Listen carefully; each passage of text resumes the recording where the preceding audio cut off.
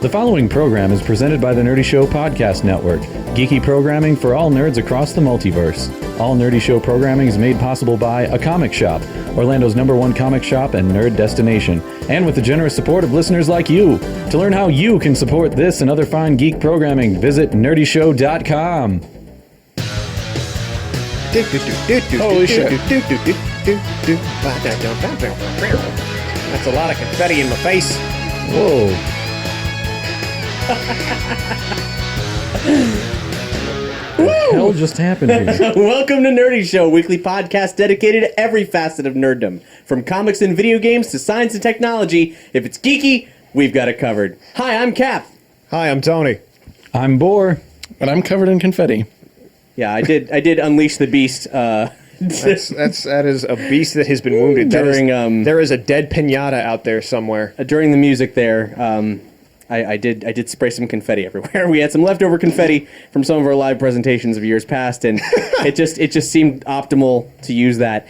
Welcome to Nerdy Show. So we do have a audio podcast, which maybe you're listening to. We also have a video podcast, which you may be watching, and maybe you saw the confetti.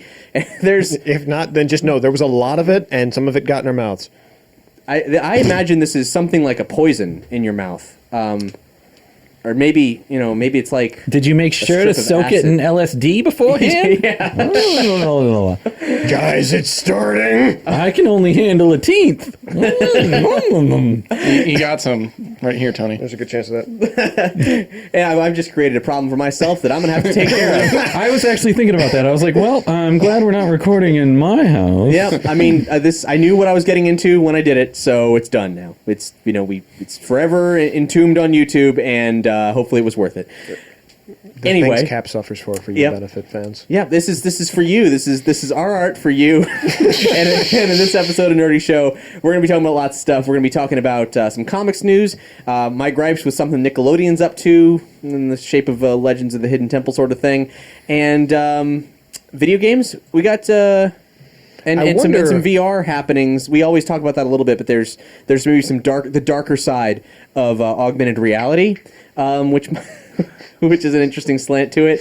But we got two hosts on here who you may recognize from some of our other streaming program. Hey. This is Tony. Yo. And Trench. Ahoy. Of Nerdy Show Stream Team. Formerly Trench and Tony. Which is funny, because, you go back that far, and then we kind of lost top billing, but we do the game streams, and it's a good time. Yeah, you're not the only ones doing Nerdy Show's Twitch stream anymore. No, not anymore. No, we do it with David and Steve-O, or Brushfire and Level 99 from Friday Night Fan Fiction. It's always better when you do it with friends. Always. That's what people keep telling me, and yet I always wind up being at the front of what they call the daisy chain. I don't understand. It doesn't seem that much Wait, fun. hold. It's not a chain if it's not linked together. I mean, you can form a circle in a daisy chain, certainly. God damn it, this is why geometry was important in elementary school. Someone's been cutting you out of the equation, Tony, and that's just not fair. So you're going to have to reevaluate that friendship there. Hashtag slightly better without Tony. Anyway, Hey, that's trademarked. Not anymore, it's not social media. Jerk. If you go to Nerdy Show's main page, there's a Twitch link up at the top. And how often do you guys do it these days? I mean, I'm working on Nerdy Show stuff, so I don't ever watch you. We aim for twice a week. We try and do it Thursdays and Sundays. This week, clearly, we are not doing it on a Sunday because that's recording day here. So we're Thank you for your sacrifice. It's okay. And then Thursdays, generally between 6 and 7 o'clock, and we play all sorts of fun stuff. That's Eastern time. Eastern Standard Time, yeah. The only time that matters. Steve-O and Dave do a Step Mania where they exercise for your entertainment on Mondays. Yeah, because why not watch those two just breathing heavily as they attempt to keep up on Step Mania? Yeah, I've heard tell. They are attempting to lose weight, and they are making great strides toward it. And, I mean, who doesn't want to play a user-created Step Mania or Dance Dance Revolution type game that, whereas Dance Dance Revolution is a game that pretends that you're a human being, Step Mania and the people on the internet have no such care for your health and well-being. I see the allure now. Exactly. I wasn't quite so sure before, but I see it now. Participate at your own peril. Pretty much. Well, what else is new, guys? This is the part of the show where we talk about our lives. Oh my goodness. It's been a while since you've been on the main show, Tony. It Why is. don't you start? I mean, well, both of you. It's been a while since we've seen you, Matt. Not since we started video, certainly. No. Yeah. Well, for me personally, I've been busy, in addition to, of course, all the stuff that I do for Nerdy Show in terms of artwork and stream team and my day job and pretending to be married to somebody and having to deal with the home life and all that fun stuff. I've been doing a lot of art for a comic shop, longtime producer and friend of the network. Yeah. They've introduced a new series of events every Wednesday at a comic shop in Orlando, Florida. They do what's called Comics and Crafts, where they promote a craft beer and a particular comic. And I have been doing the banner artwork for all of the stuff that's been going on there, and it's been a lot of fun. It's been a lot of fun, kind of tweaking these comic book characters and showing what happens if they would get drunk. It's been some fun. Like, it's kind of like a comic strip, really. Almost. It's single panel. It's my own version of the Far Side. It's the drunk side. Well, where's the best place to see that? Facebook? Facebook, yeah. And I have started to post it on some of my social media feeds, so you can see me over at sketchlings.tumblr.com or however Tumblr organizes its web address. Link to that on this episode's page. Hey, that makes it even easier. How about that? Yeah, much easier. So I do that, and then, I mean, I've just been keeping on, having fun. And it's a comic shop's 10th year in business. Oh my goodness, that's Yeah. correct. That is correct. Aaron is an old man. He is an old man, and that is an old shop. Well, he doesn't act it, so that's, I mean, and I've been with him the whole time, so it makes me feel plenty old, too. It's okay. It's okay. You wear it better than he does. Well, I'm not doing it day in, day out, so. Because he's an Aaron Hardland. It's a joke punning on his last name. Yeah. Okay. Yeah. And enjoy What? it, handful of you people who... Shut up, Tony. Yep. See, that just reminds me even more. You know, if you know Tony personally, recently his wife posted a thing on his Facebook wall about Oh, yes, the link yes. between puns and brain damage. Oh, is that so? Yeah. Yeah, Oh. that is something that the woman I've pledged my life to decided to share with the world, that apparently I am a brain damaged individual because I like jokes with clever wordplay. So much infant head trauma. Such a shame. It's funny you mentioned that. That did happen. Well, I mean, she didn't say that you necessarily had this disorder. Oh, but really? There is Really? a brain damage type situation where one would just spout out puns uncontrollably. I'm going to point out that she as she if we listed were the to- article, If we were to ask our friends, you know, who do you know that's like this? it's not I as feel, though I feel like the first name that would come up would be yours. it's not as though when you guys I make can a bad attest. joke and I am absent, you call it a Tony joke. I remember at the final Nerdapalooza, you were very proud to come over to me and show me a little gold sheriff's badge that you said that you won at a pun contest. It was not Nerdapalooza, it was the Orlando Nerd Fest. Okay, and sure. it was Pun Slingers, where I was apparently unanimously voted the winner of the evening, so I had my little Pun Slinger sheriff badge. So they gave you something to go away. Pretty much, yeah. When you look at it like that. That's not how I chose to look at it, but I suppose you're right. I can't argue that logic. Well, it's all in the eye of the beholder, is it not? That's a D&D character. Nat 20. Tony, shut up.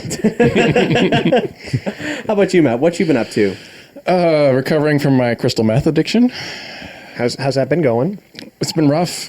I believe it. Show us Hey, between your teeth. your teeth look Gotta good, see the man. brand- I gotta gotta see say. the brand marks. I mean, in terms of like meth, not even once, the before and after, you actually look healthier now. Oh, jeez.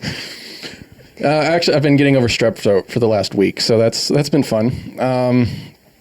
So I feel like I sound, really strange or underwater or something, but I might just be imagining that.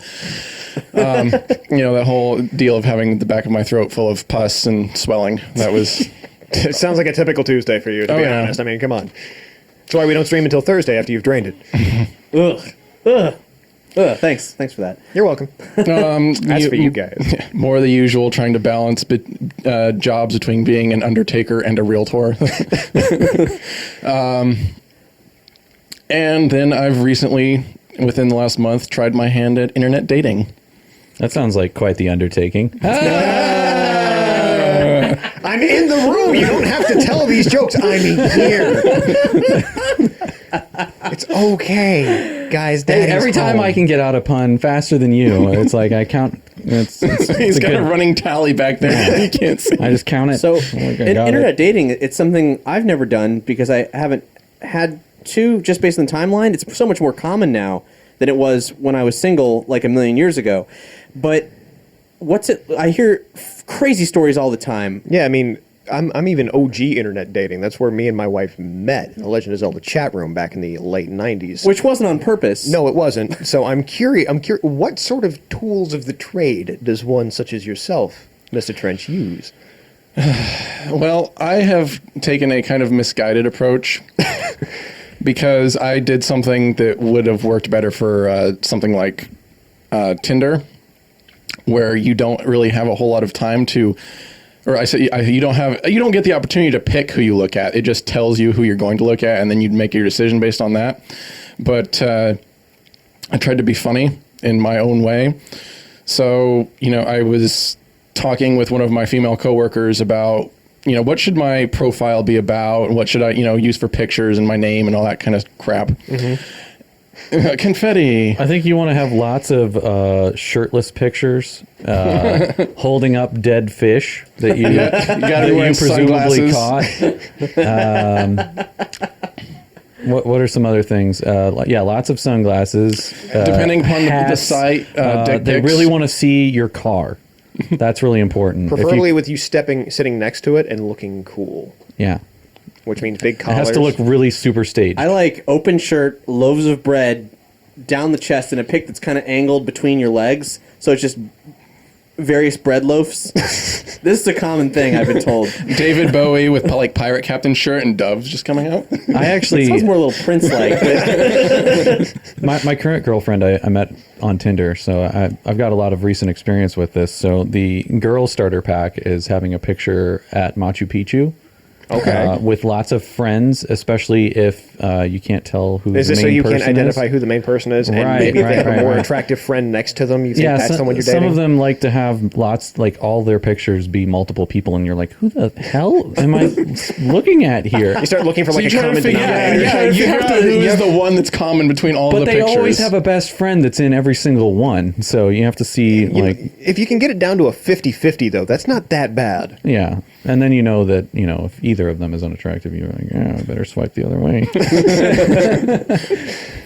well, what's your? So you did something. Though. Mine was I went with my username is Matt Loves Cake, and my pictures of me eating cake, and all of my little blurbs about me are related to cake in some way. Like what are your favorite books? I went on Amazon and grabbed like the 3 best-selling like baking books and put those on there. So it's all baking and So you're the confection quirky gags. guy. Yeah, You went for the quirky guy angle. That's what I went with. How's that been working out? Oh God, it has failed miserably. In that you're not getting enough, or you're just getting a whole lot of bakers? I'm getting nothing. Oh. Yeah. Oh, you would hope that he'd get a baker's dozen. Hey! I said that would. You see, that's what I call a Shut up, layup. Tony. So you think people are reading it as a joke profile? I think that's probably what it is, and also, like I said, there's that opportunity to say like no, where like it would have worked better on Tinder, where it's just like, holy shit, this is hilarious because it's just absurd and in my face. Wait, which platform did you do this on? I went with OK Cupid. Oh, well, see, you know how in the stock market they say you have to diversify. Yeah. You can't just hit up OK Cupid Well, yeah, I because know. that place is a cesspool and It it's is. terrible, and it's the same like 50 people that you're going to see on there for the next 7 or 8 years. See, and I had planned on doing all of this on Tinder. However, what happened is Tinder updated their app, and now it's no longer compatible with my version of Android, so I can't use Tinder on my phone. Wait, what? Yeah. Yeah. I tried to download Tinder onto my phone, and it told me that it wasn't compatible You've got with my some device. ancient Android device. Yeah. Look, this The is stream an team is increasing problem, actually. Like, people will arbitrarily upgrade their apps so that they will only work on the newest OS, it's a huge problem. Like, so if you don't have it at all, you can never get it. They make sure that there's no opportunity for you to download an older version that's the peak version for your tool, even though the new version would work fine. They just don't want to get a 3-star review because some feature didn't work quite right because of the new OS. It's bullshit. Yeah. I understand it, but it's bullshit. End rant. So yeah, that. So Is this a Tinder- bad time to bring up the fact that I got a new phone? Yay! Oh, what phone did you get? A Moto X Pure. Oh, you're fancy. Yeah. You're fancy. Well, look at you with your fancy phone and Hell For yeah, sure. fancy. Okay, so Stream teams in talks to help you out there, Trench. We got you. Yeah, have you tried reaching out to people? Like, are you just sitting there with the cake pictures and you're just waiting for the girls to come to Oh, you? no, or no, you've been I've- going out and been like, hey, want to eat some cake with me? What are you doing today? I've got a bucket of frosting over here. Let's smear it on. Not quite that weird, but no, I've messaged Yeah, people. you gotta and- get just a little bit weird with it if you're going to be the quirky guy. Channel your inner Tony. Don't do that. No. Bad idea. You know, happily married over here. Just saying. Trench Only is- ever Trench is dated one talking. person over there. Excuse me, I might have dated more. You don't know. Okay. No, I'm Just pretty because I sure was- that I do know how many, because you've how many told more? me. How many more, Tony? I was 10. My wife and I have been together a very long time. Okay. Tony, do you feel I think the what he judging said- that's going I on think right what now? he said is valid. Anyway, continue. Have you gotten any replies at No, all? like nothing. Like you've been shooting them out there. I've and had some then people just- like my profile, but that's about it. Okay. This is only So enforcing the fact that they think it's a joke, most likely. Most likely, yes. So I had already resolved that I was going to have to redo my profile before, I came on tonight, but I decided I'd just leave it alone until then just so I could tell the story. You should for sure, at the opportunity to upgrade your phone, resurrect Matt Loves Cake on Tinder. I think that's a good move. I think so. That's what I'm Tinder, going to I do. think, would work well. Though be wary. You may get a couple of cakes coming after you, and I hear they're bad for your health, especially in large doses. Yeah. Yeah, okay. It's all right, fine. Leave the joke alone. People at home are laughing. I know some of you are laughing. I have had people on the stream team defend my jokes. Ice, I'm looking at you. Post here, post this page, and at this time code on SoundCloud if you laughed at Tony's joke. Thank you, 3 people. Hashtag Doo Doo Butter Tony. God damn it, I thought I was free. This is why I haven't come. This is why it's been so long since the last time I was on an official episode. Come on, guys. No, we love you so much, Tony. Yeah, as much as doo-doo butter. It's so delicious. Doo Doo Butter is. When I think doo doo butter, I think of apple butter, and I love apple butter. So I really hate doo-doo though, so wouldn't that trump it? apple butter kind of looks like doo doo though. A little bit. It tastes so good though. Hey, can I tell my thing now? Yeah, tell Please your do. thing. Please. What did you I'm do? gonna go ahead and tell my thing. I haven't been up to too much crazy stuff lately because it's just been crazy at work and random life bullcrap. Yeah. But one thing that was kind of fun / totally mean that I did was my girlfriend has this coworker that gets really nervous about when people's gas tanks get near E. Okay. And so she likes to take a picture every time she gets close, like she gets the light to turn on, and text it to this coworker, and be like, just to taunt her. And then she's like, no! And so we met for dinner, and she did this because her gas was low. And then about, I don't know, I think 10 minutes later, she was like, did you make it? And I was like, tell her no. Tell her that you're stuck somewhere. And so she went along with that, and she was like, oh yeah, no, I broke down, but my boyfriend's coming for me. It's okay. And she waited about like 5 more minutes or something like that.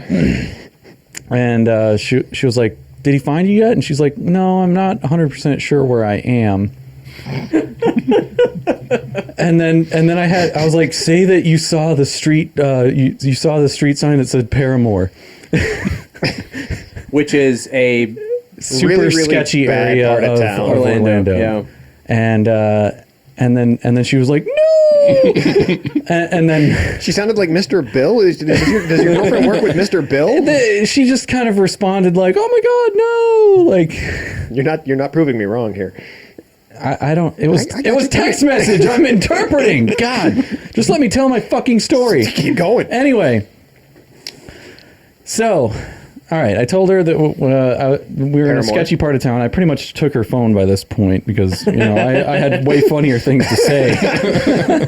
You couldn't let it be lost in interpretation. No, she was just laughing her butt off the whole time, and so after I said Paramore, I was like, oh wait. I think this man is going to help. Oh, no. Be right back.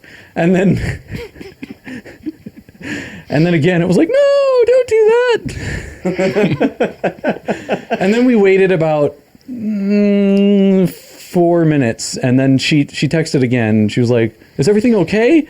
And I just wrote, who's this? Oh, God. And apparently that was enough for her to freak out to the point where she was ready to call the cops. Oh, Jesus. You are mischievous. Over the course of this, only about 10 minutes had passed from the time like when we started to like To fuck with her?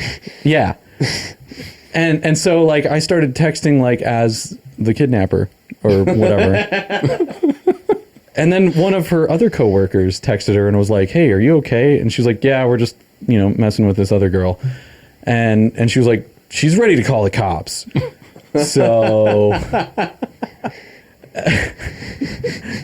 Is that when you took a selfie we, with each we other? left the restaurant, Yeah. because this was near the end of when we were leaving. We left the restaurant, and she picked up the phone, and she started to call her just to like be like, "Oh, hey, don't call like Don't call the cops police. or anything. I'm fine." But here's where she made the mistake: is she handed the phone to me. Oh, no. Oh, God. Why? And so I said, "Hey, who is this?" And she said something like who is this? And then I was like, "Oh, hey, we're just messing with you. It's everything's fine." And then she's like, "That's not funny." and I find out later she got really, really pissed. She screamed, "That's not funny" a few times and then hung up. And she wouldn't take any subsequent phone calls where my girlfriend tried to call and apologize. I wonder why. We found out later she actually did call 911. Oh, for the same Jesus. person's God. report.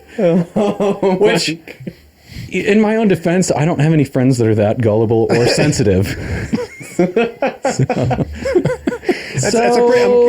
Especially since like the next day she was like, "Oh, I'm in a lot of shit. This girl like is really pissed off," and I was like, "Well, maybe try to like get the point across to her that nobody gets kidnapped and then has their kidnapper start texting back within like a 10-minute span."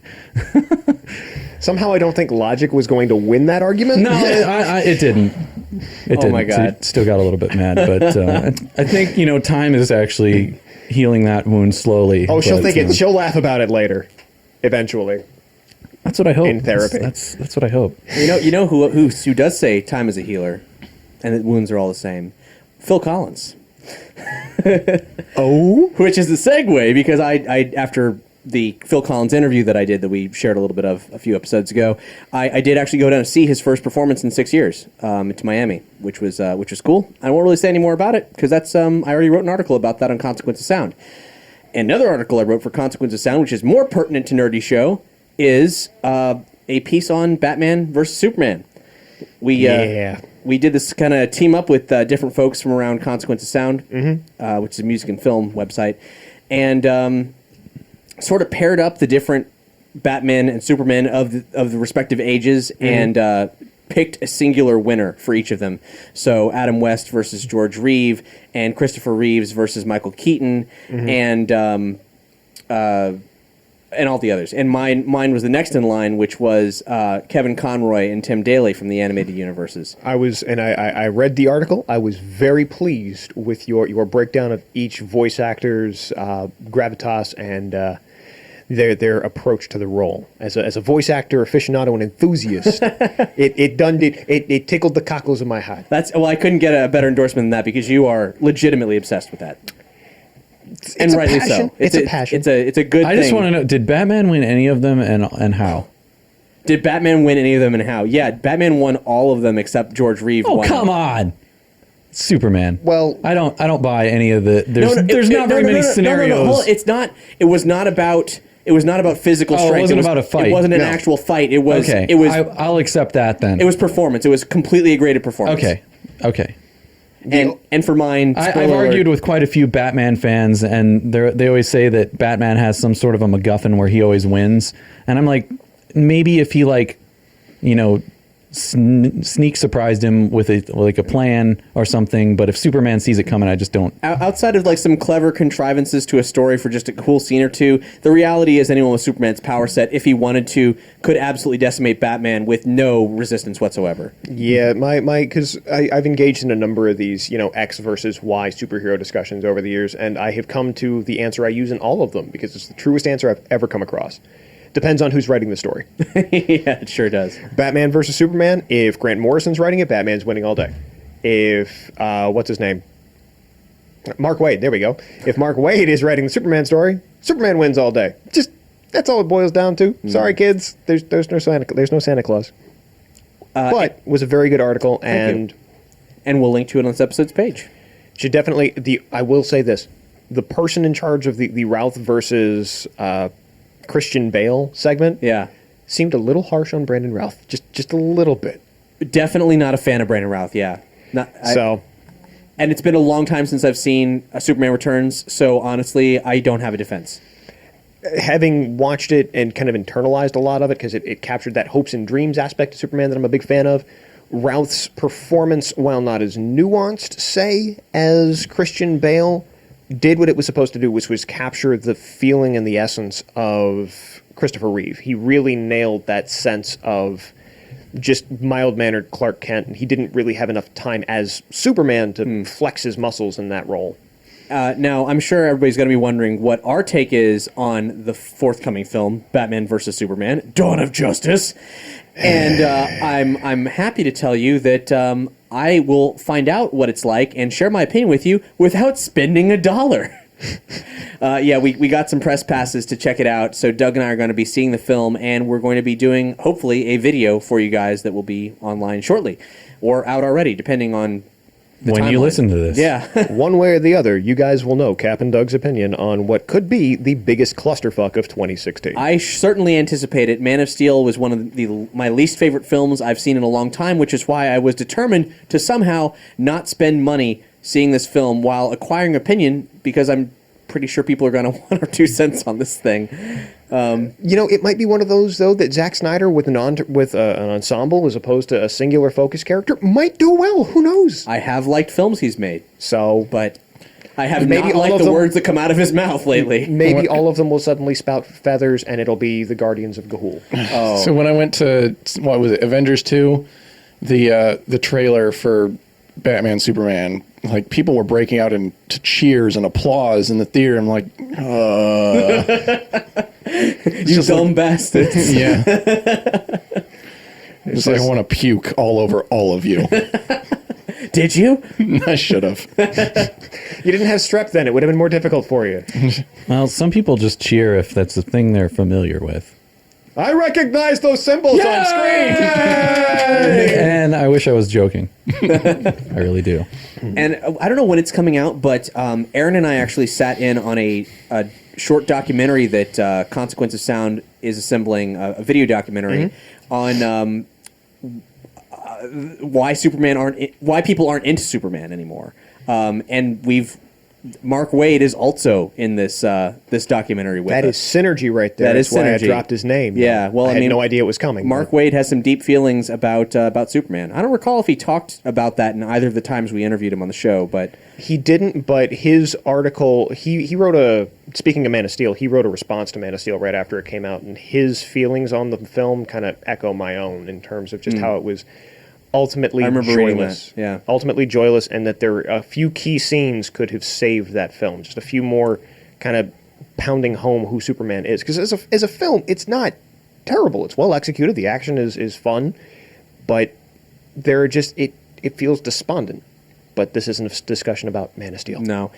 Let's start discussing something that you two stream teamers here are all about. Yeah, we are uniquely qualified to discuss it, and we're going to start with a olive branch that has suddenly dropped from the heavens because it being video games. It being video games. I was getting there. I say, way to make us sound like we're way more important than we actually are. This is what we do, sir.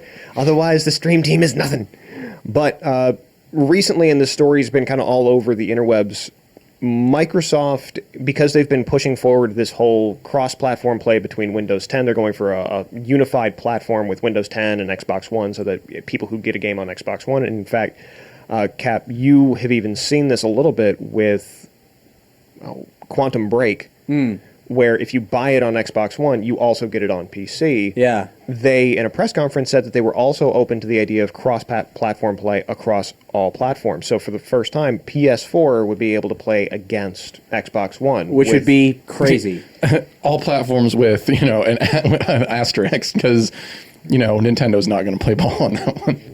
Nobody cares. PS4 already has crossovers with PC every now and well, then, too. you've had that in the past. They've had a couple of things where, like, a console will play with PC. Xbox 360 did it with Shadowrun way back in the day, and PS4 does it in particular with games like Rocket League and the Final Fantasy online games where there's been Right. cross-platform there. And Rocket League, it's funny we mentioned that because that is one of the first games, one of the first developers that has gotten on board with this idea of playing between PS4 and Xbox One. And Sony's open to it too. Ultimately, it's going to come down to what developers are into it and if they can work out the networking code, but it could mean an end to one critical aspect of the console war. Yeah, for sure, yeah. Which has always been what system do my friends have so that I can play with them? Because cross-platform games, it doesn't really matter. I know the three of us have been playing a fair amount of The Division, and it always comes down to this question of who am I going to play with? Am I going, do my friends have a PS4? Do they have an Xbox One? How am I going to play with who? And if that's no longer part of the equation, you just pick the system you want and roll with it. At that point, it just comes down to the console exclusive titles, really. Mm-hmm. So and even those, you're not getting a whole lot of those anymore. It's potentially the breaking of a new dawn in multiplayer gaming. It's pretty nifty. Yeah, I don't know what this development means for video games, at large. Mm-hmm. No. So, As a member of the PC Master Race, Yeah, I don't really care what the unwashed console masses You have a PS4. have. War. You have a PS4. What's your point? Just saying, you are tainted, sir. I'm a little bit tainted. I am a little bit unclean. You have let that I am a little bit ashamed of having a PS4. you have let that heathen machine into your house. I'm a little bit ashamed that I kind of like it too. You do enjoy For it. some things. No, you and I have played Destiny together, and you enjoy it thoroughly, sir. I have heard the squeals of glee. No, you have not. I have so. Have you ever heard me be gleeful about anything? It was There's holes in your argument here. I was shocked. I was shocked to hear it because it is something that is traditionally out of character for you, and yet there it was. I think that you're full of it. Yeah, I could be. I'm not on the. This is my first time expounding this, so it's my word against yours, sir. And who do you think everybody believes? The guy who draws awesome The shirts. like joyless Pinkathor. man that sits before you, or the goofy one that spouts out puns over there? Listen, my money's on the Punisher. Da da da da da da. What? oh boy. All right, well, That's what I Tony. deal with. It is something that. I mean, the long-term implications of it are difficult to say at this point because really is. nothing's been set in stone. We don't know how broad it's going to get. I don't know if this is going to be like Modern Warfare, being able to play against each I other. don't even think they've really started talking about it formally. Well, like I said, each company has set. Microsoft, it was in a official press release that they said they were able to do it. Sony responded in equally official capacity. Nothing's been said that they're going to do it, and I don't know if it's going to affect AAA titles or if it's just going to Have be they kind of said relegated. anything other than we're open to talking? Yeah, we're at the point where they're like, yeah, we could do that, maybe. Let's talk about it. The only other thing they've said than that is that it's going to boil down to the developers. That they will work with developers in order to do it, which is why I'm saying it could be AAA, it could be relegated to indie stuff like Rocket League, or if there's another game like Castle Crash or something like that where multiplayer is available. Broforce. So it's hard to say, but the potential within the story and what it develops into is really intriguing. yeah, for sure. You mentioned The Division. I did. You guys have been playing The Division. I have played it some. You've played it more than me. Trench has played it more than both of us. Yeah. Probably combined at this point because I had strep throat. Well, I have strep throat and couldn't do anything for last week. So you comforted yourself in the arms of a dystopian New York that is full of sick Full of people. disease and plague, yes. It was oddly fitting. And I've wanted to kind of not like pick on Destiny while playing Division, but it's so hard because playing the Division is just like I see everything that was wrong with Destiny and how Division is doing it right, and it's just like Destiny, you were fun, but you were really only fun because of the people I was playing you with. And Division, I've played almost entirely by myself. I've played maybe an hour at most with Tony, and hour and a half. We did 3 half-hour sessions, thank you, Yeah. before you completely outstripped me in level.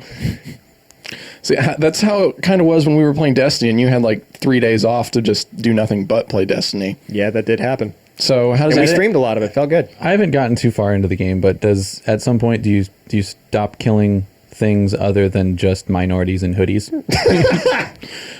You eventually work up to sanitation workers and firefighters Oh, good. that have, decided the only way to survive the apocalypse is to just burn out the infection. Cleanse it all. Is that really what's up in that game? I mean, I played a little bit of it, enough to like get the feel for the play style, to know how fun just the act of playing it is, but not to know the story, the adversaries. They are not specifically minorities. They are, in fact, entirely clothed from head to foot, so you can't tell what race they are. You've got like 5 main groups. You've got the guys that are just basically street thugs. The rioters. You've got the guys that are escaped convicts from Rikers Island.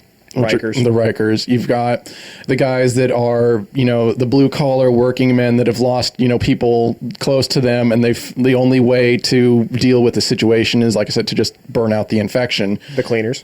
And then you've got a private military company that have kind of taken their liberties with what's going on and just run with the situation. Are there mutants or anything later on, or anything?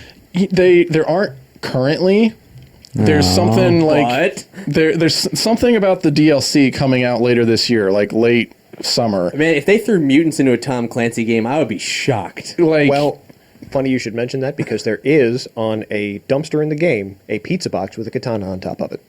Nice. Me likey.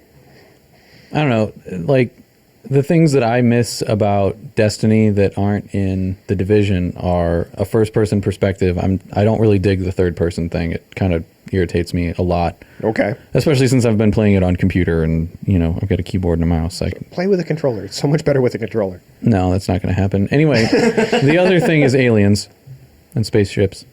I miss that. You missed the intergalactic I'm not travel. really into the whole. I didn't think I would even play the Division, but I got it gifted to me. Yeah. That's the only reason why Same way that I gifted you. I touched it. Same way that I gifted you Undertale. Yeah, people just give me games now, apparently. Hey, it's not a bad racket to be in. Just saying. Lucky bloody you. Yeah.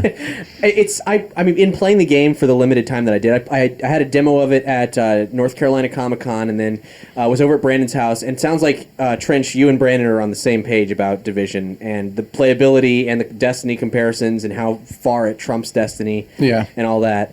I offer my voice of dissent. Wait, how is it better than Destiny? I mean, like I said, I haven't played it a ton, but I know that shooting somebody in the head with a high-powered rifle necessarily is not going to do anything, even if all they got it on is a hoodie. I know that, so it's not totally realistic. well, just like the things that are standing out to me is like the story of it, just how smooth playing it feels, like, and just the world itself. It feels like it's alive, and that things are going on. You're not walking into a big open field and all these 10 guys just standing there looking at you. I don't know if it's just because I didn't get into these dark zones that everybody's been talking about yet, but I felt really alone on the streets. And then I go into the safe house, and then there's just a bunch of idiots jumping around. Jumping jacks? Yeah, basically. The best. No, that is how you. You applause the jumping jacks. It's very important. No, it's at the end of every mission you have to do jumping jacks. That is required by the game. Otherwise, it doesn't count it as complete. Lies. Anyway, continue. So that is one of the things that I actually have noticed is that they have Ubisoft has done where the world itself is you're the only one in it unless you've partied up with somebody prior to. Ugh. Whereas Destiny, you could be out just on the map and, there'd be 20 other people running around. I did do one mission where I was in a party with somebody, and I went back to town, and I had to, sell stuff and upgrade things and whatever. And I was inside my own little, whatever that place is that you upgrade. The base of operations. Sure. No, that's what they call it. Yeah, that place. I was in that, and I was selling to some sort of a vendor, and then the guy, dropped party, and then it was like, all right, now you're kicked out of here, and like I was right in the middle of something, and it just kicked me out. That's terrible. Yeah, it teleports me out of my base or whatever, and Probably because you were on his server. I mean, there are elements of it that. Well, the same thing would happen to you in Destiny in some occasions. would it? Yeah, if the party leader leaves a mission, kicks you back to orbit. Well, sure, but then you're in a mission. But would it do that if I was like in town? No, not if you were in the tower, because the tower was its own. Tower's a communal server type deal. Yeah. Who knows? I mean, Anyway, in the core play style, and granted, I hardly touch Destiny, but I was fascinated by how it's a really simple system. It doesn't look like much, but it's so tight, and the cover system and everything about it, it samples from many different sources, but this variation on this third-person combat cover system, everything about it, is so tight, is so fully realized that I'm like, if you just want to tell a story in a third-person combat thing, just borrow the system. Everyone should replicate the system. It's so good that everyone should just use something exactly like this to tell your story or scenario or whatever. Absolutely, and I will absolutely agree with you on that. I disagree with Trench in terms of how I don't see the Division as being better than Destiny so much as it is to the side of it. What Destiny, I feel, had a better sensation of is just the tightness of gameplay. Destiny to me feels better because it's got one of the tightest control schemes that's ever been put to a first-person shooter. For me, it's easier in sort of like a leveling up MMO type of a situation to suspend my disbelief or whatever you want to call it when I'm shooting at an alien with power armor on and not killing it instantly if I shoot it in the head. Yeah. Now, if I'm doing that to a human... It is a little bit... it takes you out of the moment a little bit. Yeah, I get really like, why this is dumb. Especially when other Tom Clancy games are so adherent to reality. Right, and I shot a sticky bomb at some guy's like chest, and he had like no armor on. Like and he was level okay. 1 something, and a third of his health got cut off or whatever. And I'm like, I will say, once you get to a high enough level when that does kill them in one hit, far more satisfying. But I guess, but Destiny, I don't know if it's going to be realistic. I want it to be realistic. If it's going to be a little bit crazy, I'm okay with more things being it's a simple request. Yeah. If one guy with lower health is not enough of a problem, then just add multiple guys with lower health. Right. and but to say this, Destiny's world did feel barren. Destiny's world did feel empty. You'd see other players occasionally, but there was no sense of what the world was really before you got there. The presentation of this world in Destiny and what you see, the kind of incidental NPCs you run into around the city and the city itself, feels like New York in disarray. It feels... It's beautiful, definitely. It's beautiful, I mean, and to see like people squabbling over resources, or I ran into... There are dogs and rats just running rampant throughout the city, and I ran into a situation today where there was a dog that had cornered 2 pedestrians. And it was a completely incidental occurrence, and it felt like something that you might see, that there's a wild dog and these 2 people are scared of it. Then I rolled up and everybody ran away from me because apparently I'm the most terrifying thing there. I might have told a joke on my way over, which might have been why they ran away. I can't oh crap, tell. he's got one of those orange thingies on his backpack. We better run. Pretty much. But, I mean, I there's predict a lot of cosplay with little orange glowing things on. And I will say, I do have one joy, and it's the weirdest joy. I never thought I would enjoy doing this in a video game. But you can do a lot of cosmetic customization of your character. And for some reason, I love making this person in Manhattan who is saving the day and murdering people by the thousands into as much of a hipster as I can. So every character I have the opportunity, I have them wear skinny jeans. Just because I can. You're embarrassing yourself. I'm embarrassing the enemy. Because some dude, some hipster with a hipster beard and skinny jeans is rolling up and just murdering him and all of his friends. And the one survivor that I leave to go back and tell this story is going to have to sit there and say, he looked like he walked out of a Whole Foods. I don't understand. I played as a middle-aged Asian woman. Of course he did. I would have been surprised if you... one up to you. Because that's worse. What do you mean? What do you mean by that? Why don't you explain what you mean by that? What do you think I meant by that? I have no idea. Anyway, we're an entirely listener-supported podcast, so if the vaguely racist statements of our community manager Trench isn't enough to deter you from this point on, I'm sorry, I don't know what you meant by that at all. I'm sure it was fine.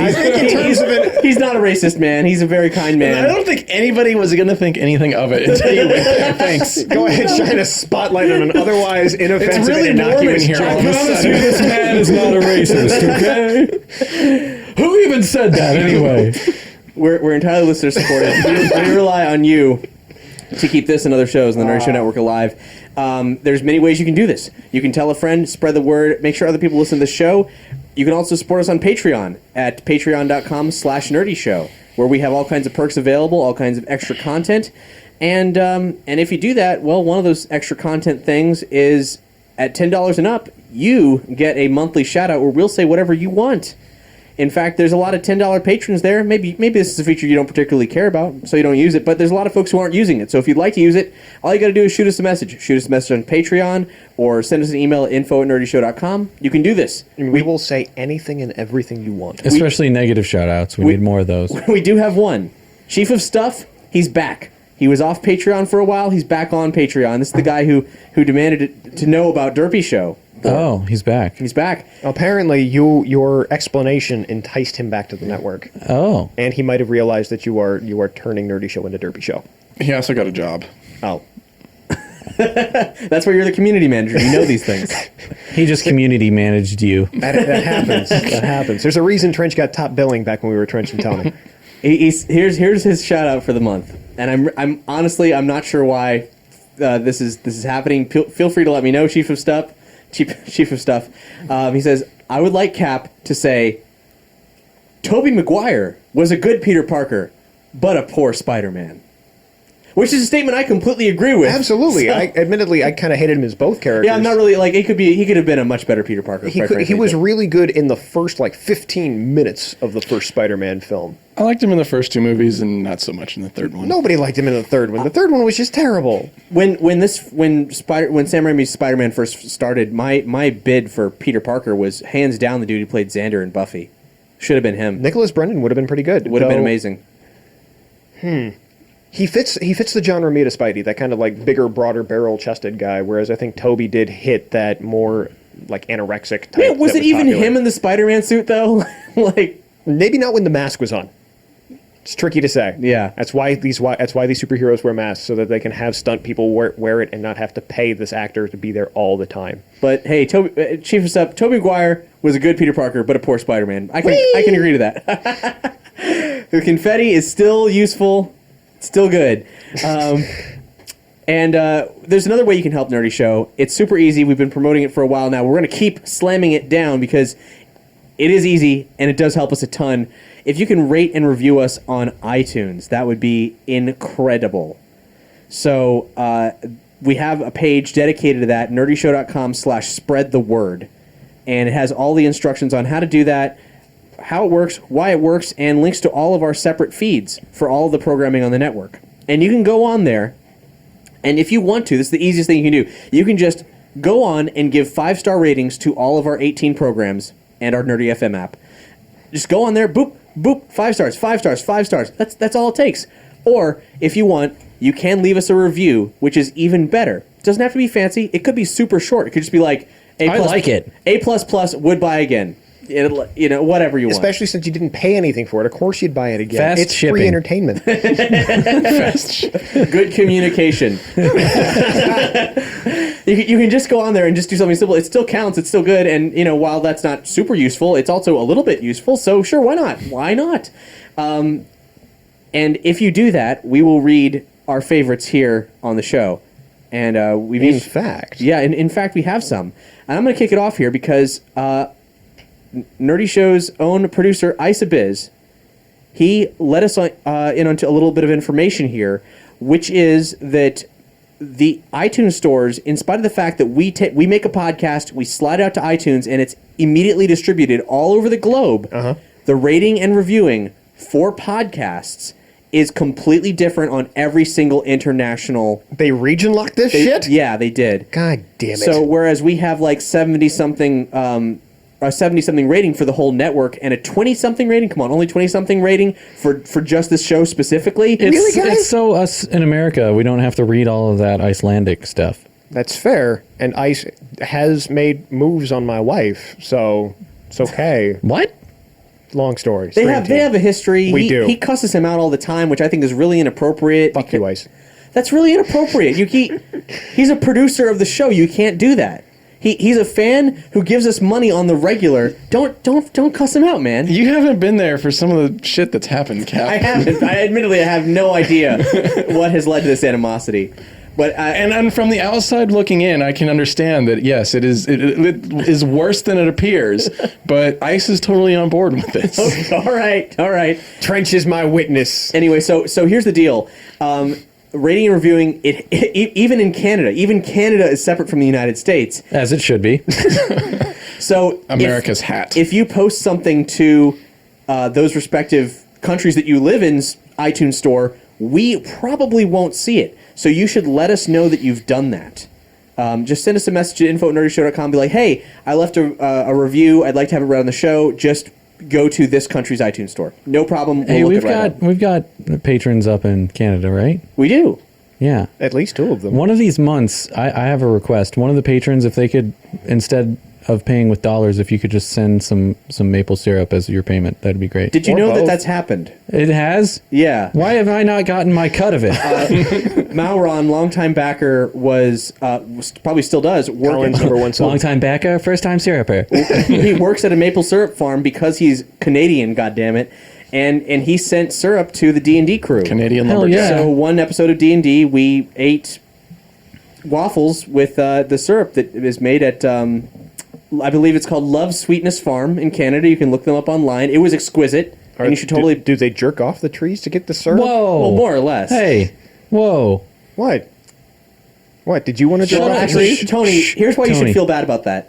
It's a nice family whose last name is Love, and their syrup's called Love Sweetness, and isn't that wholesome? And shouldn't you show them a little bit of goddamn respect? Maybe I should. That doesn't mean I'm Can't take you gonna. anywhere. Anyhow, That's how a lot of conversations with Tony finish. Anyhow, Isabiz, who is literally from Iceland, had this to say on the Nerdy Show feed in Iceland. If you're looking for a great time, go somewhere else. Because if you stay here, you're about to have a great time. okay. You pulled that one back, He guys. did. He did. I see what he did.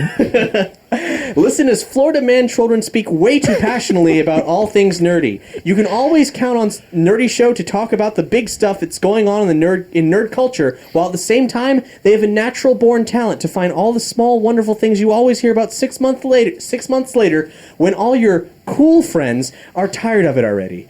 If you're looking for a bunch of nerds to keep you on point when it comes to all things nerdy, you can't do better than Nerdy Show. Aww. Thank you, Ice. I So that's the retract kind some of- of the fuck you.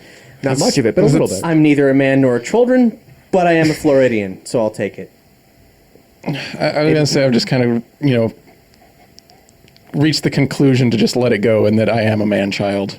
I've just given up. Put that on your internet dating profile. That will work out. Trust me. Now, Man-child seeks frosting for cake.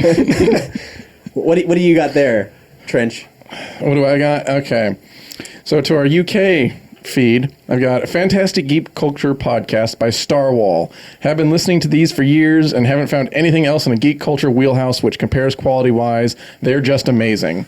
And then he also posted to our Call of Cthulhu feed, and I figured it was one, a good review, and two, if you haven't listened to our RPG miniseries, the Call of Cthulhu Mystery Program, you totally should. Go You to absolutely nerdyshow.com/Cthulhu. It's my favorite thing we've ever done.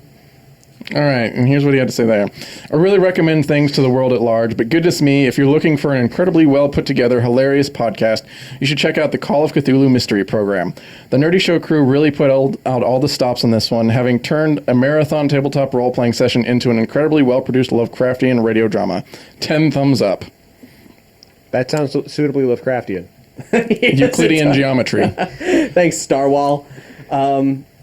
And now, who has come for the geekery, stay for the new family? That would be me. Well, you know what to do, man. This is posted to the Nerdy Show feed for just this show specifically, because we also have the network-wide feed. Oh my goodness, I'm going to turn to the camera. Am I looking at the camera, boy? Kind of looking at the camera? This is your camera here. All right. Yeah, All right. look at the camera and That then camera. that. I got you. No, I'm with Do you it. know how cameras work? No, but I'm Okay. learning. I'm a quick. All right. I'm It's a quick complicated study. process. We'll explain it to you later. Posted to the Nerdy Show feed. Come for the geekery, stay for the new family. By Family? by Nebulius. I've been an avid listener of the show for 6 years. Never have I come across a podcast with this level of genuine heart. The Nerdy Show crew spell their souls. The Dirty into- Show crew. That would be the one. Oh, yeah. Into providing engaging and well-researched We content. spell our souls? That was probably a typo on my part because, as I've said before, I have to use Siri to transcribe this because iTunes won't let me copy pasta. So It could be spill. It could be It's spill, or it probably could be spill. sell their souls. Either way, he's right. I'm all about selling. I know. Let's see here. Once they settle into a topic, you feel like you're at the pub with some good friends who just got started on their favorite subject. And man, these guys are true nerds, and they really celebrate the things they love. Like reviews like this one. Where most settle for the reference or road excitement, the Nerdy Show enthusiastically delves into the why and how of things. What makes the work engaging, how this new development may change the franchise. The main host, Cap, is an incredible interviewer who has had fascinating conversations with all kinds of folks, from DC Comics writer Gail Simone to Skyrim composer Jeremy Soule. Hey, I was on that one. To the legendary Weird Al. None of us were on that one, and we are all very jealous of you, Cap. Sorry. He And knows you say how- that one, but it was actually several ones. He And again, knows- I'm sorry. He knows No, you're how not. to build jealousy in the rest of his crew as he flaunts his Weird Al knowledge. That didn't write any of that. He knows how to build a genuine rapport that reveals all kinds of amazing facts and stories. If my review doesn't move you to check this program out, then please go against your gut and give the show a chance. I don't think you'll regret it. Stirring endorsement. Despite the I mean, I I'll love regret it, but we'll come back for more anyway. Despite a small viewership and a modest Patreon income, these folks obviously throw an insane amount of time into this true labor of love. Keeping it real. Yeah, Nebulius, thank you so much for the kind words about the show in general and about me. That was awesome. Thank you very much. It was a feather in you, Cap. Thanks. And he reviewed quite a number of shows. And so I also wanted to share a short one from the Nerdy Show Network feed, Okay. which Rob is going to read. Who? You. Boar is going to read. Oh, yeah, I'll do that. It's by that same Nebulius guy. Wonderful content with a lot of heart. Over the years, the Nerdy Show Network has built up an impressive variety of shows, discussion, tabletops, music, interviews. It's got something for everyone who has geeky inclination. You'll be amazed how informed and entertained you've become on such a wide swath of pop culture. Hit that subscribe button and lower your thirsty mouth this crazy fire hose of nerddom. Yeah, that's right. Speaking of thirsty mouth, how's that soda treating you? It's good. I'm okay with it. Boar discovered that, weirdly, the name brand 7-Eleven sodas are actually Jones sodas, which is That makes no goddamn sense. a weird to me, development. but I'm okay with it. Now, there's an right now for the next month or so, we have an added perk to you guys reviewing us on iTunes, and that is we will send you the best ones that we get. We will send you a comic bento box. That's always with the confetti. Well done, Tony. I got it. I'm on point. Yeah. Where are those? I want to hold one up. Where are they at? Oh, they're over here. Oh, well, you hold one up. A comic bento box. And it's a box that is full of comics, and it's like one of those mail-away box programs, but just for graphic novels.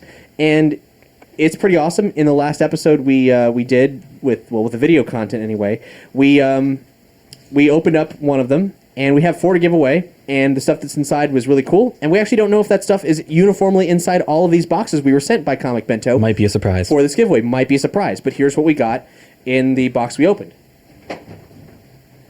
The theme of it was like espionage and spies and stuff, so we got this indie book, The Coldest City. We got Garth Ennis's run on The Shadow. Oh, that's sexy. We got Unity, Matt Kent, Valiant, very good, and sexy. this James Bond-looking book called Hit List, Very nice. which is probably sexy because Zenescope put it out. Oh, that's most likely. Let me see.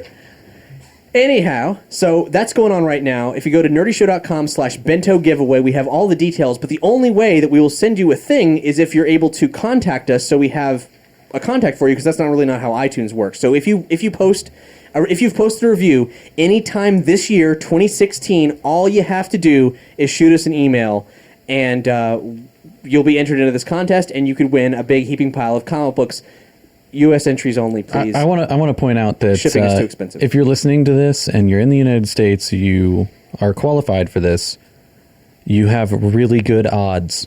Right now, they are you will be unchallenged. Really, really good odds. So it's free comics, guys. If you're at all interested in these free things that we will send you for and can confirm, hit list sexy. In the first 5 pages, not only is there a shower scene, there is also a frame dedicated to a woman's ass. So there you go. Typical Zenoscope, but hey, there's probably some classier stuff in that box too. In fact, I can guarantee it. Oh, absolutely. You just mentioned the Garth Ennis shadow, so who knows what evil lurks in the hearts of men.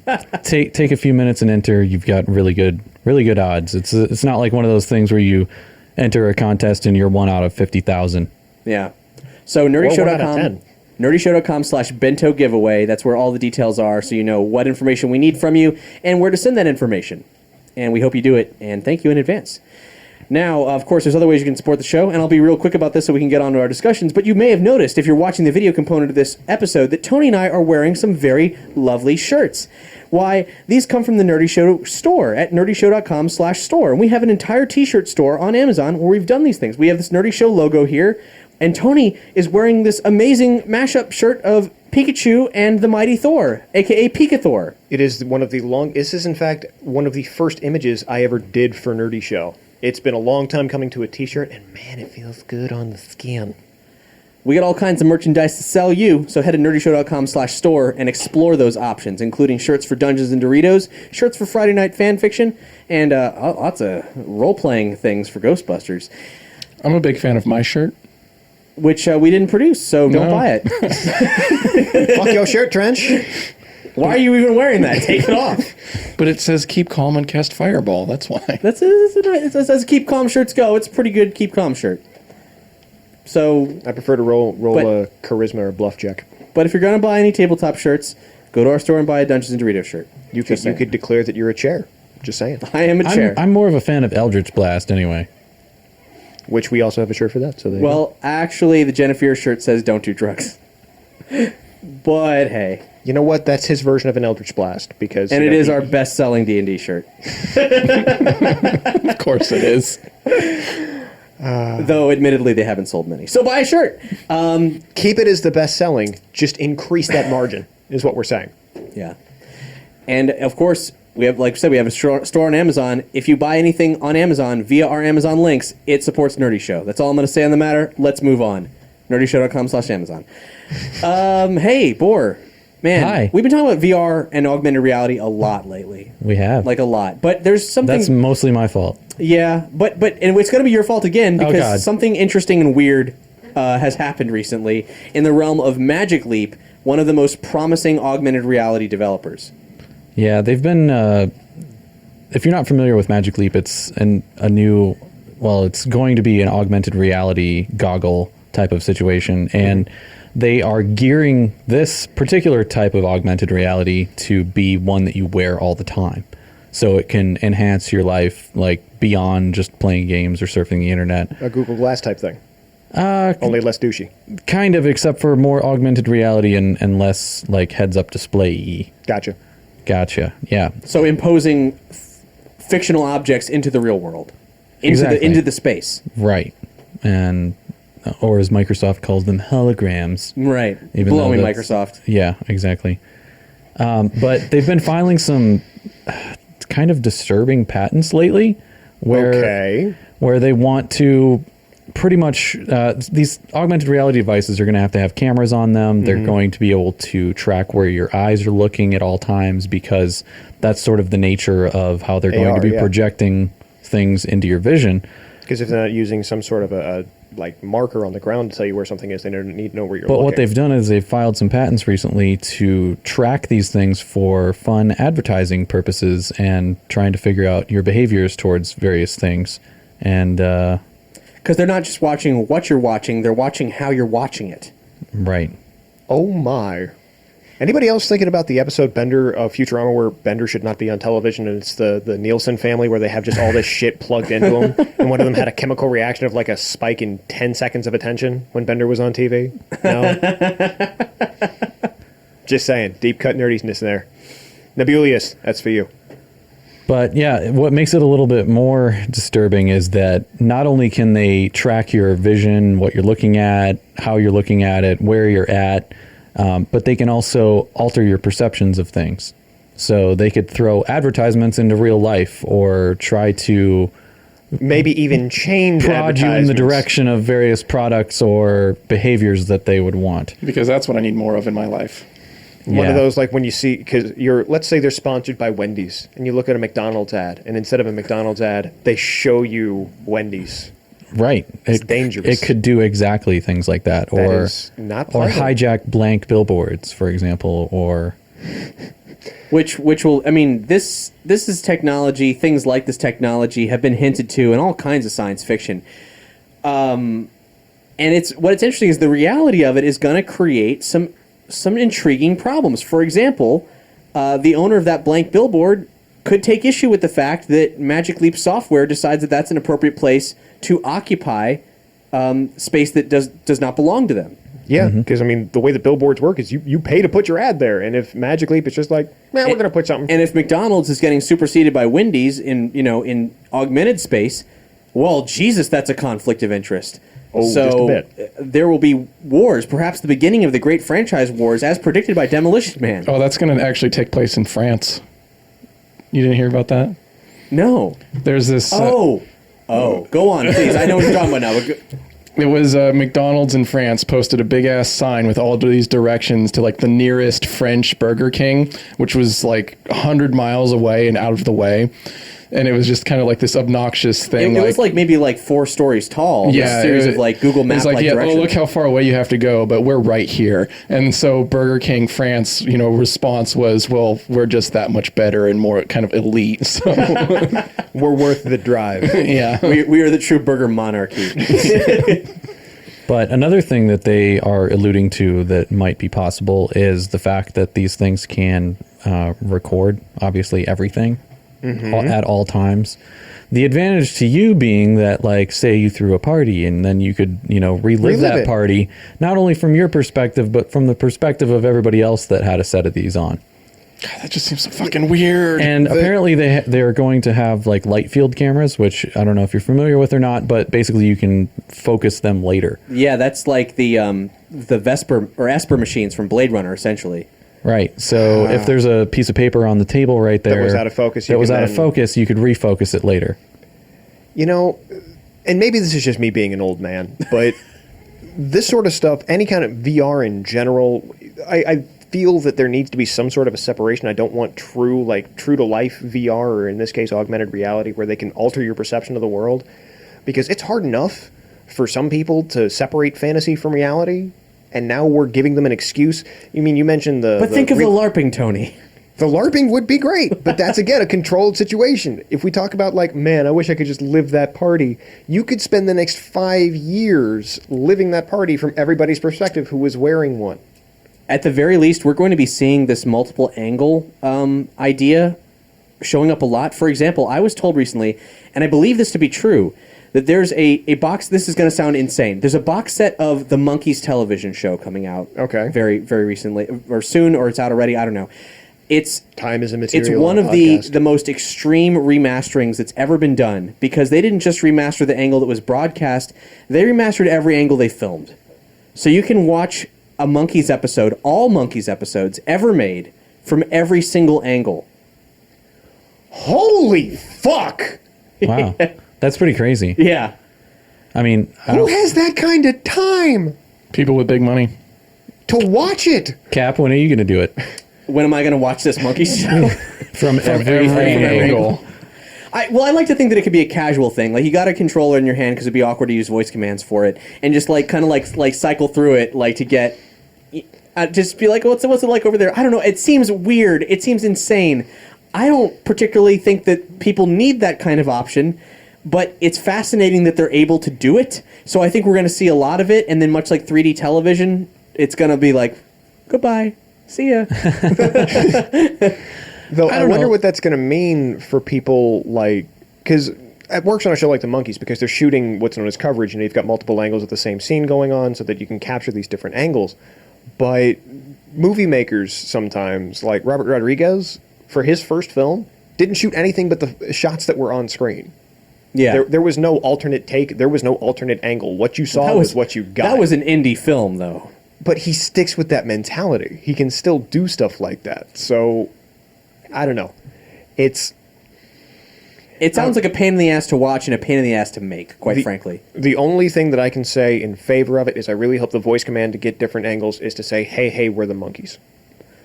And people say we monkey around. So it's like, hey, and it just like cycles through it, and then like monkeys, and that goes back to the master edit. That would be great. Great. Yeah. Do it, guys.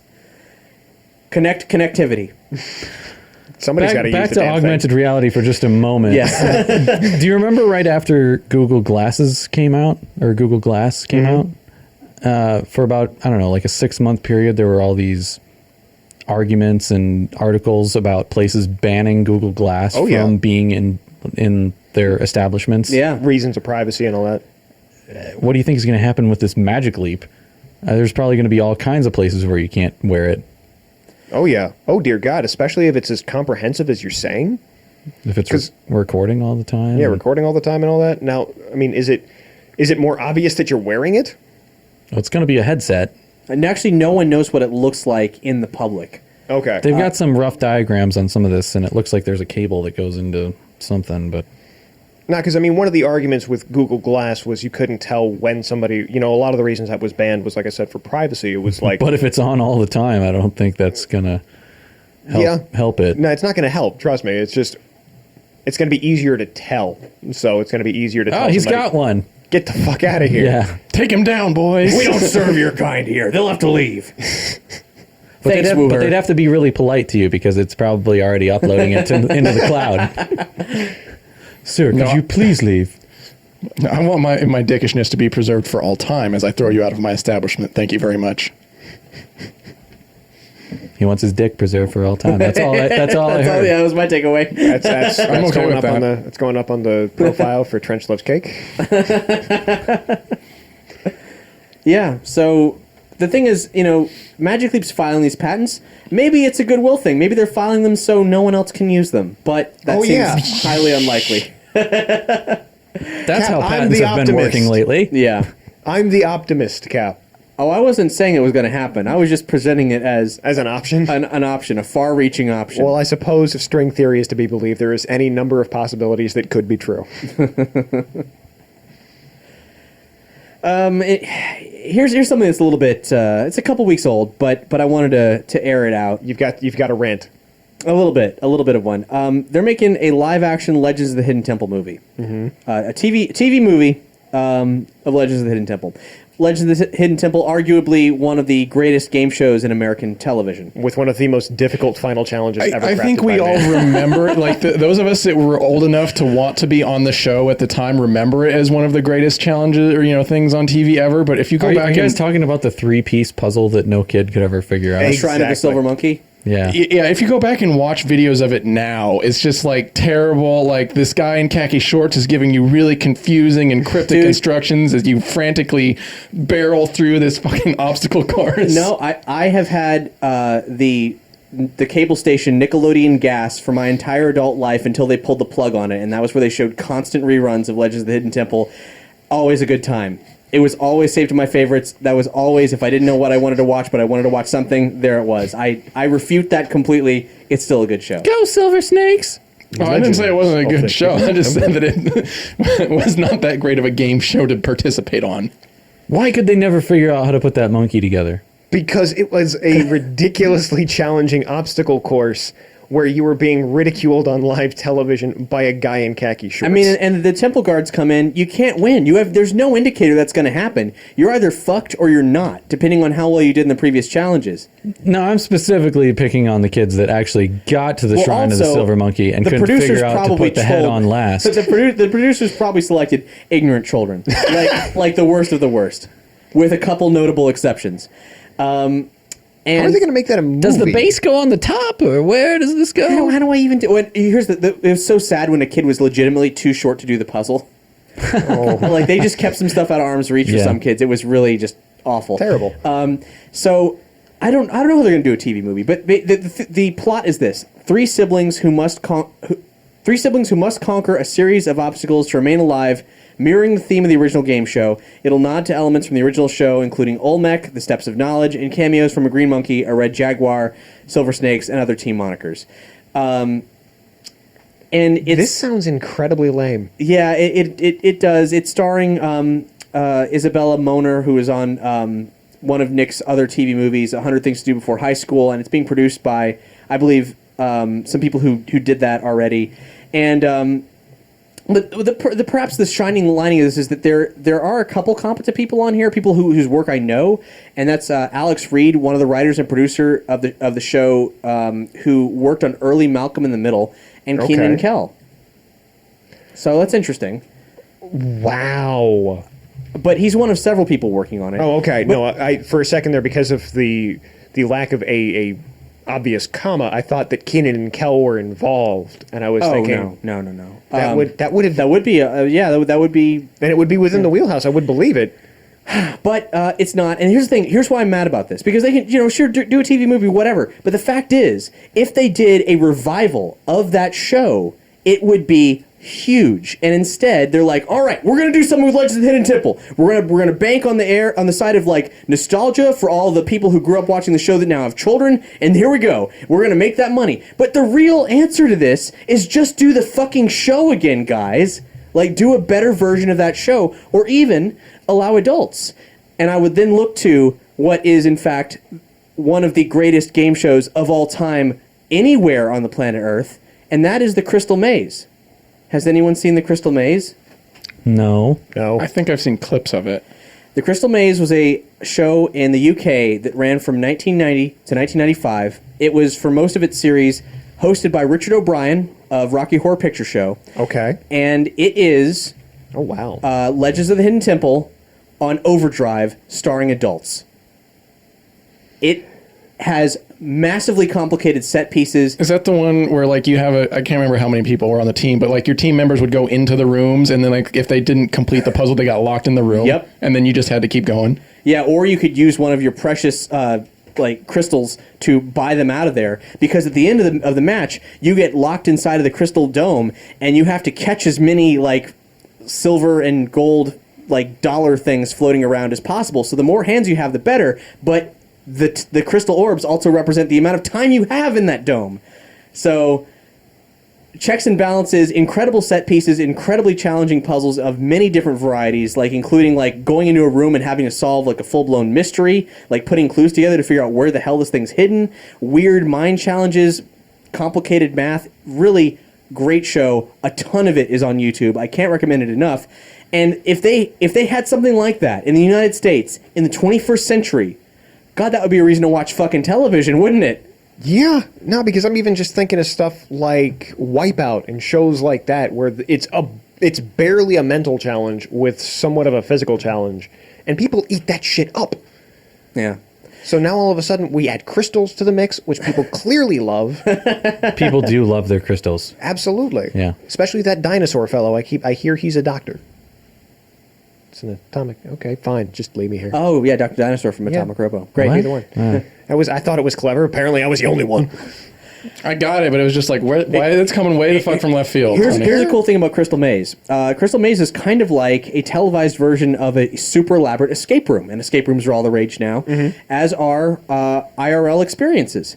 Well, the guys behind Secret Cinema, the people who did that incredible third scale recreation of Hill Valley from Back to the Future that I couldn't shut up about 2 years ago. Yep.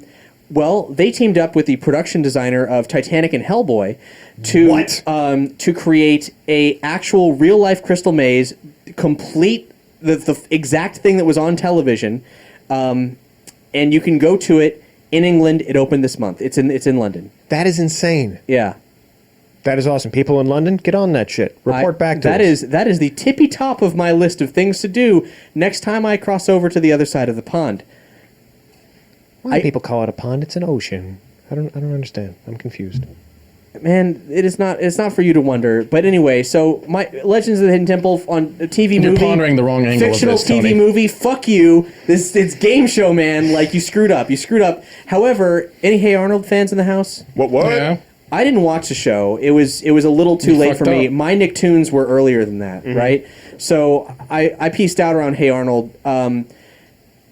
That's right. The movie's coming back. How quickly did you how closely did you guys follow the storyline to that? I followed it pretty tightly. The fact that Arnold. So you know that Arnold's parents was a storyline that was never dealt with. I didn't realize this was a show that had storylines. was never explored, and it actually had some fairly deep storylines. Like they had I cannot remember what nationality he was, but he was some sort of either Vietnamese or from the Philippines, kind of that area, who had lost touch with his daughter when he came to the States and was reunited through his ability to sing like Randy Travis.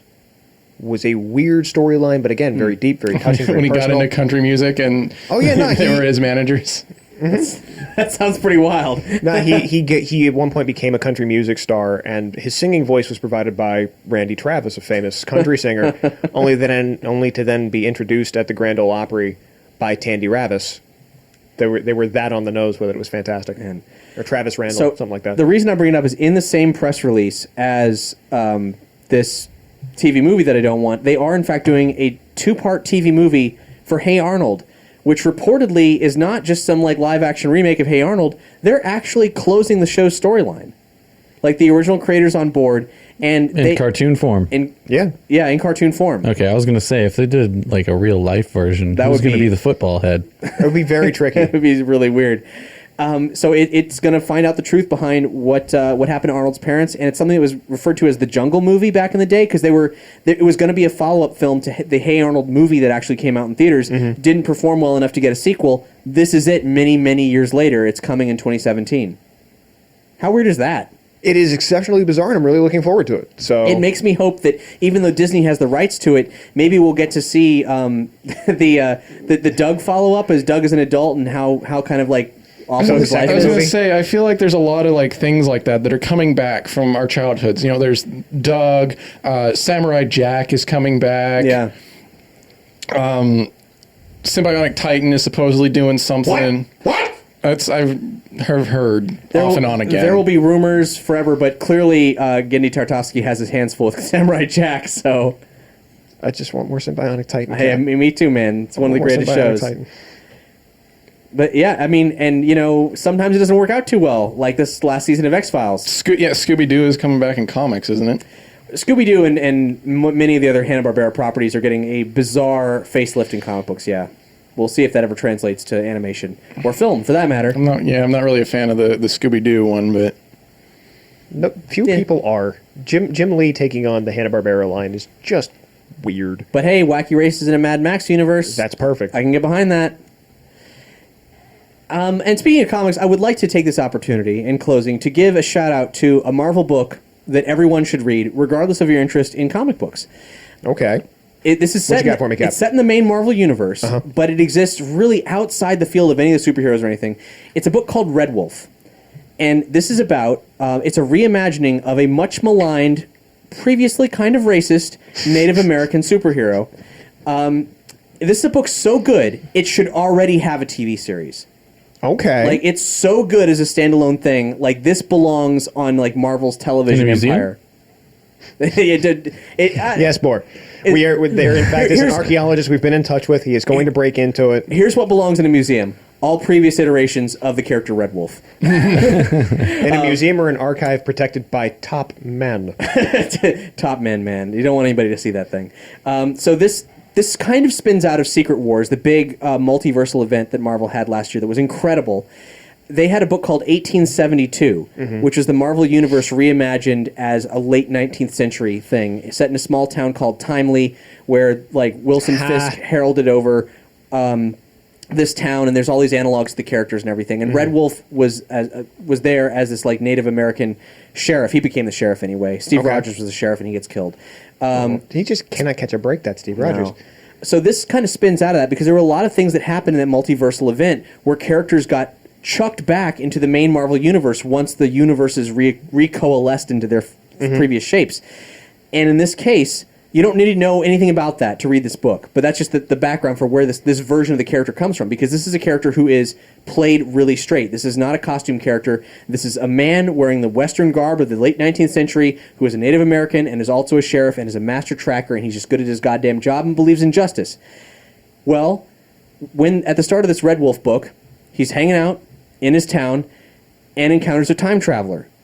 Some shit goes really sideways, and then he wakes up in present-day New Mexico in a small town and has no idea what the fuck is happening. Oh, boy. But he's a cop, and he's a damn good tracker.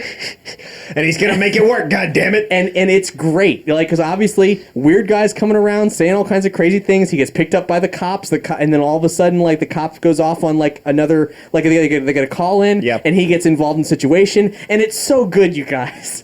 It's such a good book. I will have to look into this, because this does sound... I'm always looking for a good crime drama, a good cop drama type deal. Yeah, it's exactly that. This sounds like something that... I've been really getting into the street-level Marvel stuff, just because it's so good, it's so personal. I mean, the second season of Daredevil is less than a week out at this point, so we won't touch too much on it. Yeah. But suffice it to say, it is a more than adequate follow-up to the first season, and John Bernthal he does a fantastic job as Frank Castle. He is absolutely wonderful. Before we spin off too much into that, just closing on Red Wolf. Red Wolf's great. It's coming out in issues right now. It's not getting collected until early July, but you can pre-order it now. And it's written by Nathan Edmondson, who's known for his recent run on Punisher, where he took Punisher to the West Coast, and a great run on Black Widow, which for me personally validated the character in spite of Scarlett Johansson's lacking performance in the film. This is like a great counterpoint of, but yes, the character could be this good. And the art's great. And you should totally check it out. So, on to Marvel Television, I guess. Yeah, well, the Marvel Web Television, where they've been doing a tremendous job. All their series are great. Bernthal's great as the character. Hell's Kitchen is as violent and horrific as it's ever been. So, they haven't shied away from anything. And at the end of it, they've got so we won't touch too much on it just because, again, it's less than a week you're old. scaring people probably, saying the end of it, blah, blah, blah. No, it was just... By the end, hold on, what? When did I say end of it? You totally did, but let's move on. Okay, moving on. No, at the end of the list is a teaser for Luke Cage. Is what I was getting at. Not the end of the series. I haven't finished the series. The end of the list of things on the Netflix when you're scrolling through. Yes, there's a teaser trailer for Luke Cage. Looks like it's going to be a lot of fun. Really leans into the kind of blaxploitation aspect of it. Seems like it's... Okay. I doubt it's going to go quite to Black Dynamite levels, but I think they'll find a happy medium for the character, and could be a good time. But more interestingly is I just saw a story break today, and I didn't dig too deep into it, save that Jeremy Renner, the guy who plays Hawkeye, is open to a Netflix series focused on the character. And I, for one, am in favor of it. I would love a Netflix series based on Matt Fraction's Hawkeye, one of the greatest Marvel comics in recent time. Which totally validated the character of Hawkeye and made him special to me and made him special to lots of people, made him special to all of Tumblr. Yep. It's a big deal. Matt Fraction's Hawkeye, which you should totally read, regardless of your experience with comic books, is a big deal and a great book and a great portrait of what that character could be, which unfortunately the Marvel Cinematic Universe shat all over in the biggest way possible in Avengers 2 and made Hawkeye a complete garbage character. So while... yes, I would love to see a Hawkeye television show. It cannot exist. At least not the way you want it to. It can. It can. We don't know what Civil War's bringing. Hawkeye living with his family, having an idyllic life in the middle of nowhere, sure. Oh, yeah, because that's how it would actually go down. We'd wind up... He would just be sitting there playing Parcheesi with his kids, because that's apparently what people... Is that what people do? I don't know anything about Hawkeye at all other than Avengers movies, and he just kind of seems like lame Green Arrow. Here's what Hawkeye is all about. Hawkeye is being a down-and-out guy who's really talented, but is a consummate fuck-ups and ruins everything in his life and uses his Avengers money to buy a tenement in New York City because people are going to get evicted because he's a nice guy, but he also kind of is a complete screw-up. He lives with the dog who eats too much pizza, and he has a protege who he doesn't have a romantic relationship with, but whose name is also Hawkeye and is a girl. And it's drama and fun, and it's a good time. It's a hilarious fucking book, and he gets the shit kicked out of him all the time, and that's his life. I think they can still play, though, he gets the shit kicked out of him all the time angle of the character.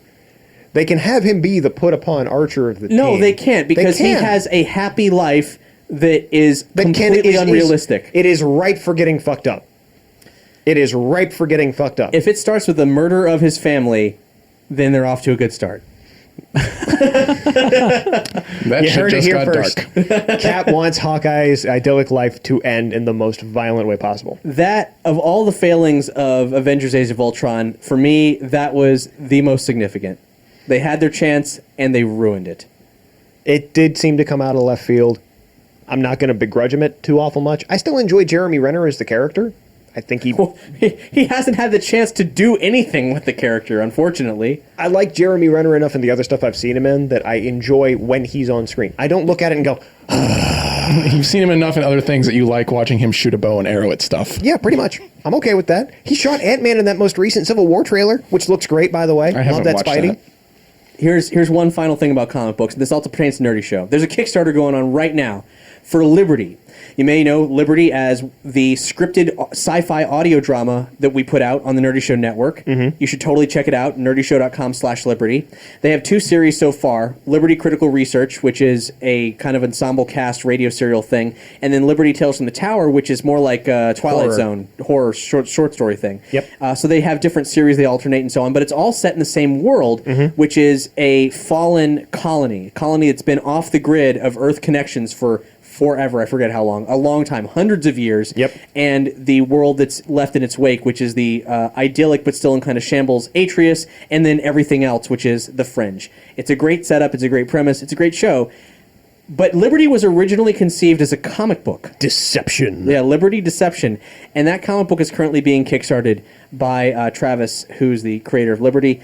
And it's going on right now through to April 24th. They are looking for $20,000. And they only have 3 currently, so you should help them out. And here's why it's that much money. Because you're not backing a single issue of a comic book. You're backing a full-blown original graphic novel. And I have talked, because Travis has approached me about logo stuff. My wife actually did the logo for the comic itself. Well, she did the logo for all of Liberty, actually. Oh, wow. Nifty. It's the same logo Why that didn't we you know use on that, our own Tony? brand Why name. aren't you paying attention to your wife? Listen, somebody's got to be here to record this shit and get shit wrong. But he's been working on this for a long time, and he really is a very well-crafted world and absolutely deserves your funds and your time. This is something I'm planning on kickstarting. I haven't had the opportunity to yet, but it's happening. Yeah, so you should check it out. We'll link to this episode's page, obviously, but you can also search Liberty Deception Kickstarter, and you'll find it. You'll see there why this is a very valid thing for you to back. Look at that artwork. It's gorgeous. It is insane. This is art. The interior art is done by Raymond Bermudez from Justice League and X-Men, with colors by Joana Lafuente from G.I. Joe, X-Files, and Transformers. It is a pro book. It is one of the indie book. It is one of the best looking indie books that I've ever seen. I mean, and I especially going to a comic shop for as long as I have now, you see some of the indie books that come through, and it's like, you know what? It's a solid enough premise. I'll give it a shot. And the art just eventually makes me hate myself as I try and read it. This, I drool over the pages I've seen. It's gorgeous. Yeah, if this is something, if I picked it up on the shelf, I'd think like, There's well, even an is this action Marvel? figure now, isn't there? yeah, there's like a miniature figurine. Yeah. I forget how you get that. Maybe you can buy it in the store. I'm not sure. But there is actually an issue 0, which you can buy, physical or digital, and we'll link that also on this episode's page. A great sampling of what Liberty's all about. Yeah. So yeah, you should totally check out the Liberty Kickstarter. It's Do so it. cool, you guys. And just a final reminder on the topic of comics, don't forget, we got the Batman vs. Superman video. Yep. Keep an eye peeled for that. Anything else in closing, guys, or should we get the hell out of here? Let's get the hell out of here. It's getting really hot in here, and I don't want to take off this shirt while I'm advertising it. Yeah, nerdyshow.com/store, and also nerdyshow.com/Amazon for all your shopping needs. Just go there, bookmark that link, and make us the only portal of Amazon that you use, and you will in turn fuel Nerdy Show. And if you think, oh shit, I just bought this big thing, Nerdy Show should know about it, I want a shout out, just email us. We'll give you a shout out. Yo, this guy bought this refrigerator. Excellent. Wonderful. It refrigerates meat. Yo, you just pre-ordered Red Wolf. Red Wolf. And then what else did you do related to things that happened this episode? I don't know. Crystal Maze. You bought an why not? Xbox One and Yeah. a PS4 so you could play against each other in your own house because you roll like that. Yes, and what other improv-y stuff. Yep. Yes. And This so happened in the episode board. You can So do it. let's just get it the fuck out of here because clearly we're wearing down. Yes, and let's go get tacos. Yo, hey, thanks so much for watching. You should totally subscribe to us and also like us because you liked it, right? You could use the dislike button, but I will find you. I will kill you. You will be so dead. Whoa! None of that will actually happen. Not even remotely. Are you It's okay. sure? Are you because they? I mean, come on, guys. That escalated really quickly. I'm sorry. Yeah. I'm How sorry. many times? That's not gonna How many happen. times? You don't kill. I'm sorry. You I'm maim. I'm really sorry. You start with I the will- knees and you work your way up. I will You, maim you have to give positive reinforcement. There will be sexual favors if you hit the like button. It'll be Trench and Tony showing up at your door. I will do whatever If you hit the want. dislike button, If you we're hit the gonna like be button. we're gonna just be disappointed. I use the phone book because it doesn't leave marks. So you should subscribe to us. You should also like us. You should also share this video. That would be ultra awesome. And if you like this content, we have so much more on Nerdy Show. NerdyShow.com, or find us on iTunes and subscribe to any one of our amazing shows where you will be thoroughly delighted. If you don't like one, try another. We got something for everybody. At the Love Shack, baby. Love Shack, baby, Love Shack. I've got me a car that's as big as a whale, and it's about to set sail. Goodbye. Bye.